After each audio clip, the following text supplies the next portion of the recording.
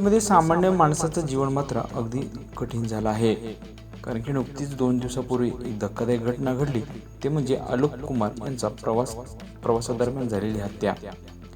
नेमकं याच्यामध्ये काय घडलं असावं जेणेकरून त्यांना संपवण्यात आलं? लोकलमधून उतरताना झालेल्या किरकोळ वादातून ही हल्ला झाल्याची प्राथमिक माहिती समोर येत आहे. ही धक्कादायक घटना मालाड रेल्वे स्थानकावर सायंकाळी घडली. आलोक कुमार असं प्रवाशाचं नाव असून संशयित आरोपीला बोरिवली रेल्वे पोलिसांनी 24 तासांमध्ये अटक केली आहे. पोलिसांच्या माहितीनुसार अंधेरीहून बोरिवलीकडे जाणाऱ्या लोकलमधून आलोक कुमार प्रवास करत होते. सायंकाळी 5:30 वाजता ही लोकल मालाड स्थानकात फ्लॅट 1 वर थांबताच गाडीतून उतरण्याच्या कारणावरून त्यांच्या आणि आरोपीमध्ये वाद झाला.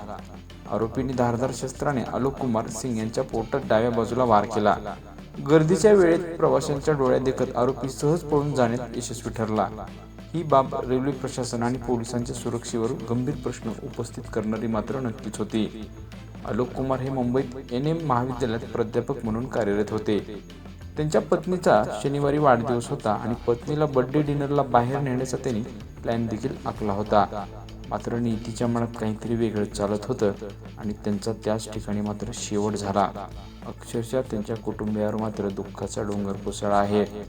यावरून एक साध्य होतं की मुंबईसारख्या ठिकाणी एका फॅमिलीच्या व्यक्तीने जॉब करणं योग्य की अयोग्य, तसंच प्रवास करताना काय सुरक्षितता बाळगणं गरजेचं आहे आणि प्रशासनानं कितपत लक्ष दिलं पाहिजे, याही गोष्टी महत्त्वाच्या आहेत.